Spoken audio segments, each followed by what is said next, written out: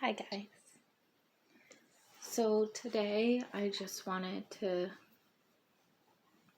talk to you about an experience of mine. I've talked a lot about the dirt side of this channel with the worms and gardening and blah blah blah. But I only have one video about the diagnosis part of this channel where I was diagnosed as Huntington positive through a gene test in January. Hopefully you can't hear Bubba's chewing. If you can, I'm sorry. She's a dog. So January 6th. Oh, it wasn't this year. It was January 6th, 2020. Because one of the agreements that Zach and I had before we were going to start dating was I wanted 6 months from the time that my ex and I split, and I wanted at least 2 months. 2 months to process my Huntington's gene test.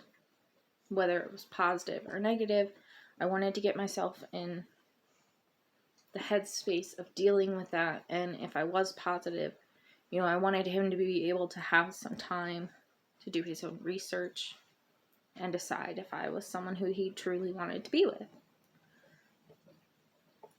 Because at the point where I start showing symptoms, it's going to be very hard on me, and it's going to be very hard on the person in my life, because it doesn't affect your lifetime, it affects your life quality.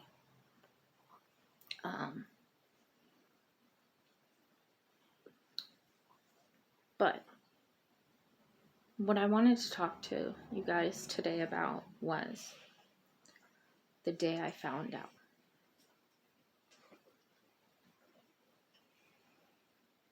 I believe it was January 9th, 2020. I went into the doctor's office, filled out all the paperwork. I had the test a couple months before, but they were having trouble getting my insurance to pay for it.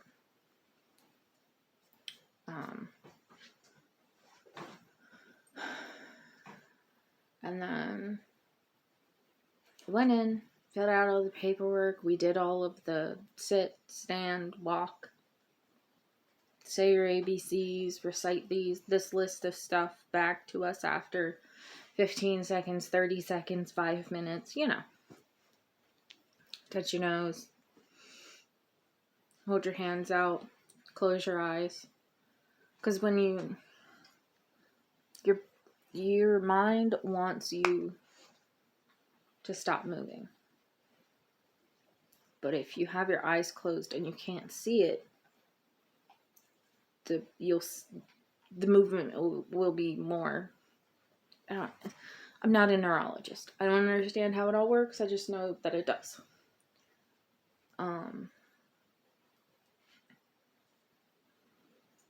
So I'm sitting in the office with the doctor, with my mom and dad, and we talked for a bit, how are you going to feel if you're positive? How are you going to feel if you're negative? If I'm positive, I'm probably, going to plan for whatever I have to do to keep myself safe with the progression of the disease. And if I'm negative, I feel like I'm going to have some survivor's guilt type syndrome, because my grandmother had it, my great-grandmother had it, my mother has it, and I'd have to watch my mother go through all of the stages of Huntington's and never feel or understand how she feels. because I'm not good at, if I haven't gone through the situation, I'm not good at processing the situation.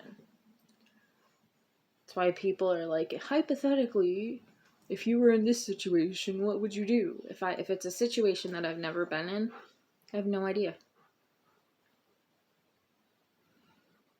And I don't want to say that I would do anything.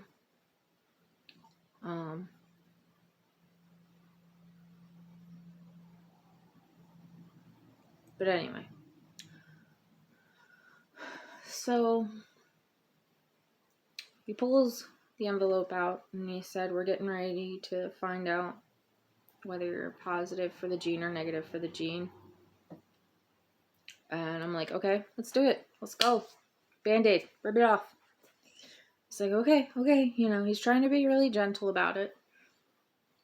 Because he knows he has to tell people that they're positive all the time. And he has to deal with positive people and the devastating effect that it can have on their life. And he pulls out the paper. And I knew before he even said anything, because his entire body slumped. And he said, you came back positive. And my response to that was, doesn't matter. I'm still going to be bothering you guys when I'm 105. You're not going to be able to get rid of me. My mom laughed. Because I've always been stubborn. And then I went in and I talked with Dr. Bang. And she was like, how are you feeling? And I said, I'm feeling okay. You know, we're going to deal with it a day at a time. We're going to get me into therapy, which hasn't happened yet, but I have a date for when I can go see the psychiatrist, finally. 2 years later. And then she was like, what do you think about your future? And I basically looked at her and I said, I don't know. Kind of changed my plans. I think things need to be...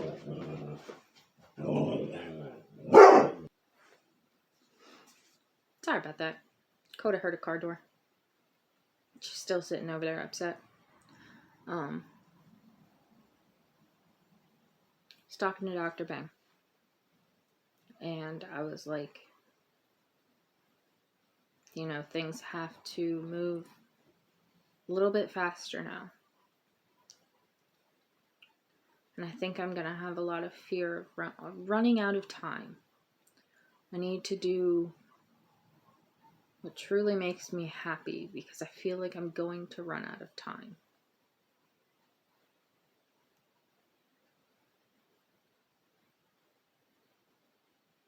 And then she said okay, and we agreed upon therapy. And then, but she was like, you don't have any kids yet. And I said, no. And I don't know if I will, because, you know, I can have a kid, and then they're gonna have to watch me go through the same things that I went through with my grandmother, and I'm going through with my mother. I don't want any mistakes to happen, because if it comes up positive for Huntington's, I don't know that I could play God, but I also don't know that I could damn a child to the existence of this disease. And so it's definitely a constant strange feeling for me about kids and all that. There's always adoption, of course, and I'm nowhere near ready for kids. It's going to be like 5-10 years before I'm ready for kids. Children terrify me. And then I went home, and I decided that I wasn't going to do things anymore that I wasn't passionate about. Did I keep to that? No. But I think I'm getting better. I've got a 5-year plan to get my own business started. So that's nice. And I'm just making it through. If you're still here after 10 minutes of me talking about my diagnosis, thank you. Hit the like if you like my vlogs into my diagnosis side of things. Comment how you think I can do it better, or if you have Huntington's yourself. Let me know. We can support each other. Oh, and subscribe. Thanks. Have a good day.